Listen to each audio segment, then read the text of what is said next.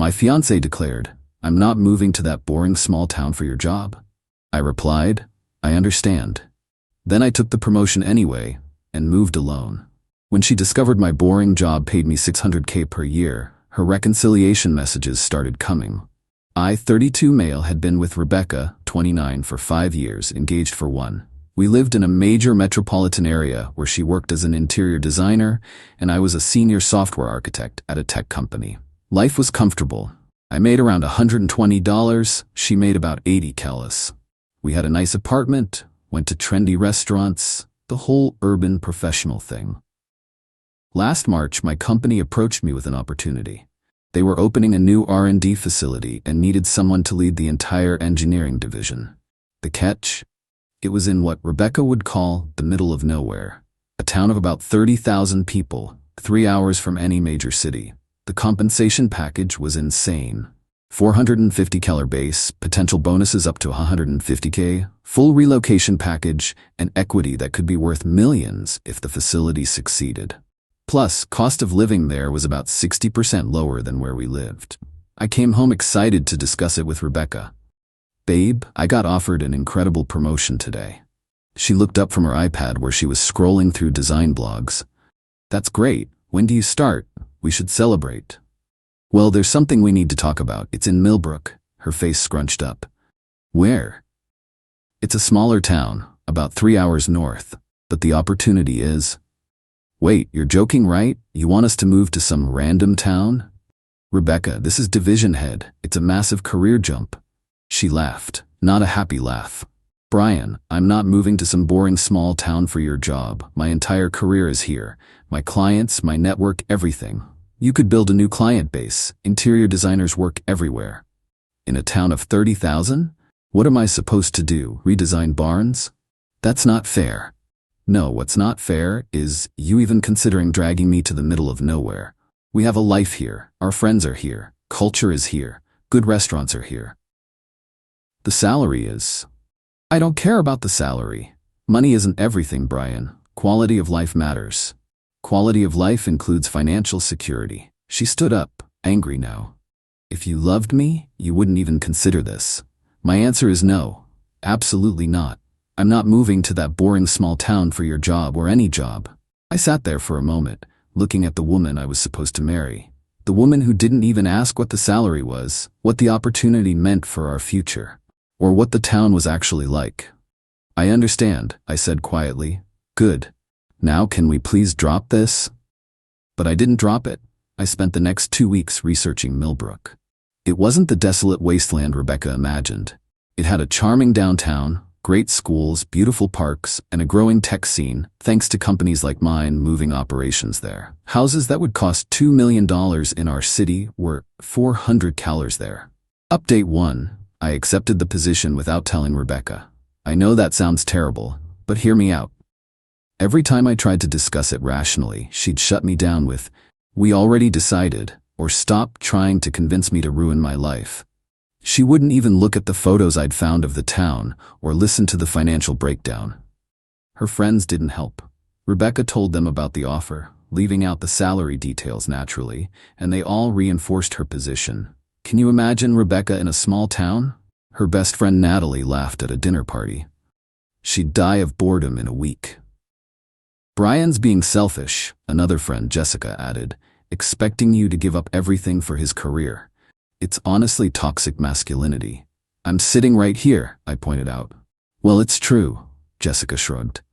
"In this day and age, expecting a woman to follow a man anywhere is archaic. But expecting a man to turn down a life-changing opportunity is fine?" I asked. "It's not life-changing if it ruins your life," Rebecca said, kissing my cheek like I was a child who didn't understand basic concepts. That night, I made my decision. I called my boss the next morning and accepted. The company gave me 6 weeks to transition and relocate. I started quietly preparing. Opened a new bank account for the relocation bonus and higher salary. Started looking at houses in Milbrook. Began the paperwork for the move. 3 weeks in, Rebecca noticed I was distant. "What's wrong with you lately?" She asked over dinner. "Just work stuff." "Well, stop moping. It's annoying." That's when I knew I was making the right choice. Update 2. 2 weeks before my move date, I told Rebecca, "We need to talk," I said on a Sunday morning. "If this is about that small town thing again, I accepted the job. I'm moving to Milbrook in 2 weeks. She stared at me, then laughed. "Very funny." "I'm serious. I've already found a house to rent. The movers come next Monday." The color drained from her face. You can't be serious. We're engaged. And you made it clear that your life here is more important than our future together." "That's not what I said." "You said you wouldn't move for my job or any job. You wouldn't even discuss it." "Because there's nothing to discuss. Brian, you're throwing away everything we built for some job. It's not just some job. It's running an entire division. It's a career-defining opportunity. I don't care if they made you CEO, I'm not moving.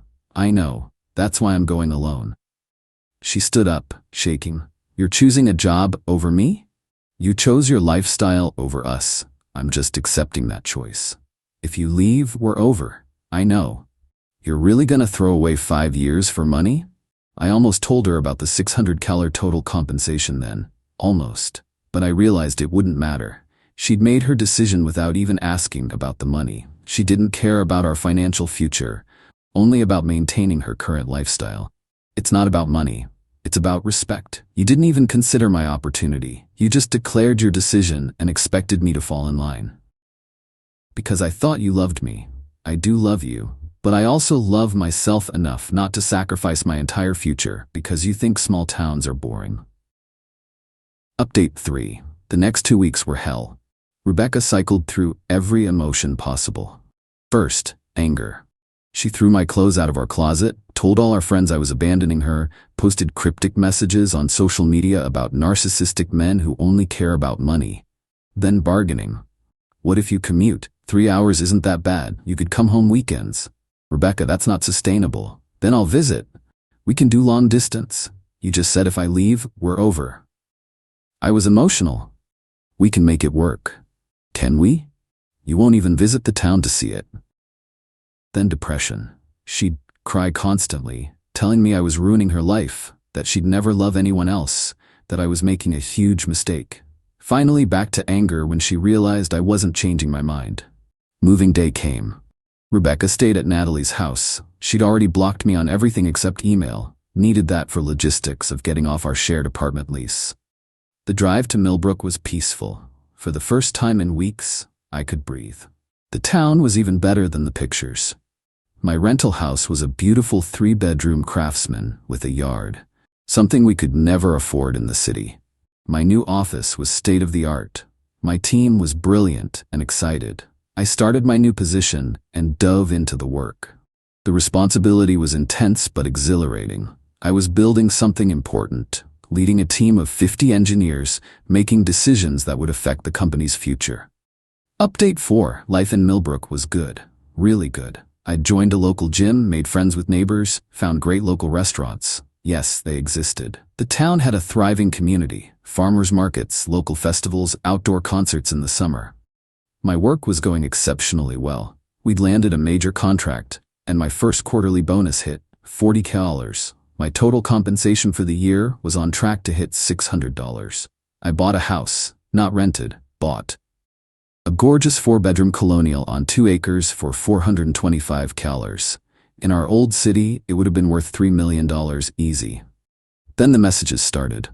First from Jessica. "Hey Brian, hope you're doing well. Random question. Rebecca said you took a new position? She's being weird about it. Is everything okay?" I didn't respond. Then Natalie. "Brian, can we talk? Rebecca's been struggling. Maybe you two should talk things through." Also ignored. Then Rebecca's mom, who I'd always liked. "Brian, honey, I don't understand what happened. Rebecca says you chose your career over her. That doesn't sound like you." I did respond to her. "Hi Margaret. Rebecca decided she wouldn't even consider moving for my career advancement. I respected her choice and made mine. I hope she's well." Margaret wrote back. "She didn't tell me it was a career advancement. She said it was a lateral move to nowhere." I didn't correct her. Wasn't my job to manage Rebecca's narrative. Update 5. The dam broke when I posted a photo on LinkedIn. It was from our division's launch party for a new product. Just a professional photo of me with my team, captioned, "Proud to lead this incredible engineering division as we launch Project Phoenix." Amazing what we've accomplished in just 6 months at our Milbrook facility. My LinkedIn exploded. Former colleagues congratulating me, industry connections reaching out. And then, Rebecca's email. Division head, when were you going to tell me you were a division head? I didn't respond. 2 hours later, Brian, please, I just saw the announcement. Your company's website says the division head position, the salary range, is this real? Still didn't respond. The emails kept coming. I looked up the house you bought. It's beautiful. Jessica drove through Milbrook last week. She said it's actually really nice. I made a mistake. Please talk to me. I love you. I'm sorry. We can work this out. Then Natalie started. Brian, Rebecca just told us about your actual position. We had no idea. She made it sound like you were taking some random job in the middle of nowhere. Hey, I owe you an apology. Rebecca wasn't honest about your opportunity. Division head is incredible. Congratulations. Even some of Rebecca's male colleagues reached out, having seen the LinkedIn post, and connected the dots about why we'd split. But the best message came from Rebecca's dad, who I'd barely heard from during our relationship. Brian, my wife told me what happened. I run a small construction company, so I understand business decisions. You made the right call, son. Don't look back. P.S. Rebecca didn't know I was reaching out.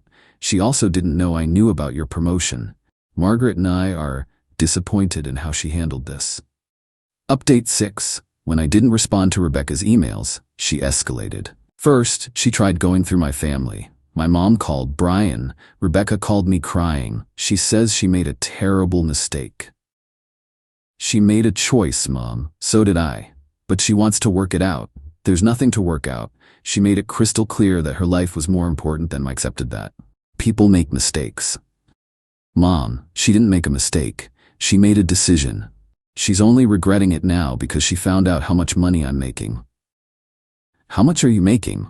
Including bonuses? About $600. Silence. Then, oh my, and she didn't know? She didn't ask, didn't care, said money wasn't everything. I see. Well, you know, I always thought she was a bit materialistic. Now you tell me. Rebecca tried flying to Milbrook. Yeah, she actually showed up. I was at a coffee shop downtown on a Saturday when she walked in. She looked different. Designer clothes replaced with jeans and a simple sweater, like she was trying to look small-town appropriate. Hi, Brian. Rebecca, how did you find me? Your neighbor told me you come here on Saturdays. You talked to my neighbors? I had to. You wouldn't answer my emails. Because we have nothing to discuss. We have everything to discuss. Brian, I love you. I made a mistake. You didn't make a mistake. You made it very clear that moving here would ruin your life. Direct quote. I didn't know. Didn't know what? How much money I'd make. What the town was like. You didn't know because you didn't care to ask. That's not fair. Rebecca, you called me selfish. You let your friends call me toxic. You said I was choosing money over you. You threw my clothes out of the closet.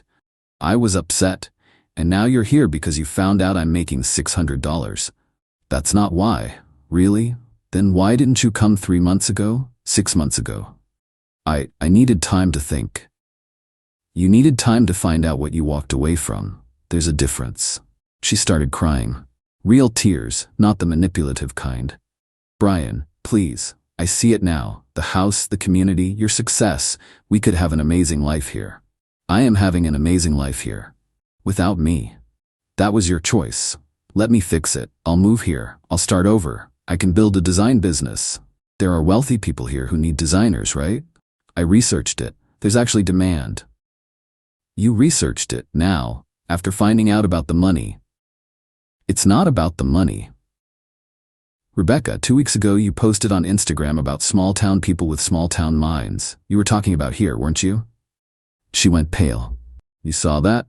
Natalie sent it to me. She thought I should know what you were saying. I was bitter. You were honest. You think you're better than people here. You'd be miserable, and you'd make me miserable. Again. I've changed. No, your circumstances have changed. You found out what you gave up, and now you want it. But you don't want me, Rebecca. You want the life my success could give you.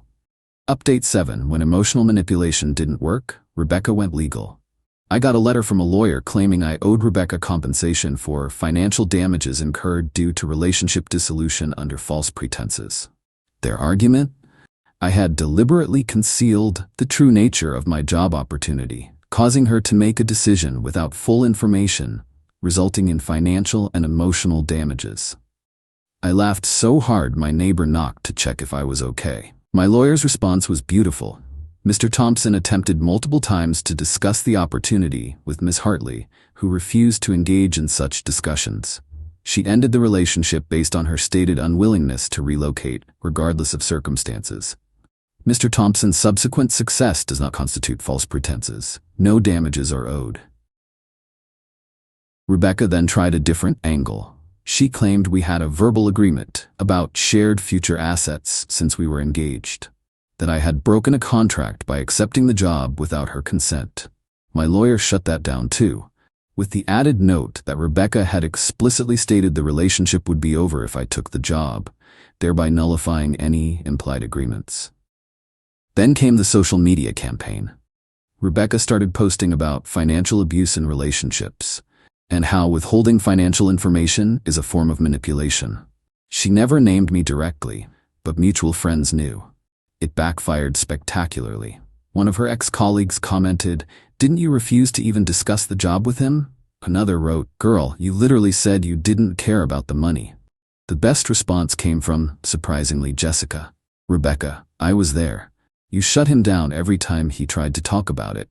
This isn't financial abuse. You made a choice without getting all the information. Own it." Update 8. It's been a year since I moved to Milbrook. The facility is thriving. My team just launched a product that's revolutionizing our industry. My total compensation this year hit $625 Qley with bonuses. I bought a second property, a cabin by the lake, 20 minutes from town. Started dating someone, Amy, a local veterinarian, who's smart, funny, and thinks designer labels are a waste of money that could go toward animal rescue. Rebecca's still in the city. From what I hear through the grapevine, she's struggling. Lost some clients during her bitter phase when she couldn't stop talking about our breakup. Natalie apparently got tired of her constant complaints about what should have been. She sent me one last email last month. "Brian, I know you've moved on. I see the photos of you and your new girlfriend. She seems nice. I wanted you to know that I finally understand what I lost. Not the money, though I won't lie, that stings. But I lost someone who was willing to build a future, and I was too shallow to see it. You were right. I didn't want you. I wanted a lifestyle. I thought that lifestyle was in the city, with trendy restaurants and fancy parties. I didn't realize life could be good, maybe better, somewhere else. I'm not asking for anything. I know that ship has sailed. I just wanted to say I'm sorry for not even listening when you tried to share your excitement about the opportunity. I hope you're happy. You deserve it. Rebecca." I actually responded to that one. "Rebecca, thank you for the apology. I appreciate it. I am happy. I hope you find your happiness too, Brian." Final update. Last week I ran into Margaret and Rebecca's dad at a restaurant in the city. I was there for a conference. They invited me to join them for coffee. "We owe you an apology," Margaret said. "We raised Rebecca to value the wrong things, status, appearances, what others think. When she told us the full story, the real story, we were ashamed. She's our daughter and we love her," her dad added. "But you made the right call, son. Man to man, entrepreneur to division head, you made the business decision and the personal decision correctly. Thank you. That means a lot." "She's in therapy now," Margaret said quietly, working on understanding why she couldn't see past her preconceptions, why she wouldn't even listen. "I'm glad she's getting help." "Are you happy?" she asked. "Very. My job is incredible, the town is wonderful, and Amy's amazing." Good. As I was leaving, her dad shook my hand. "For what it's worth, we would have been proud to have you as a son-in-law. Rebecca knows she lost a good one." "Thank you, sir." Here's what I learned from all this. When someone shows you who they are, believe them. Rebecca showed me that she valued her comfort and image over our partnership. She wouldn't even have a conversation about possibilities because she'd already decided what mattered to her. The money wasn't the point. It never was. The point was that she didn't see us as a team.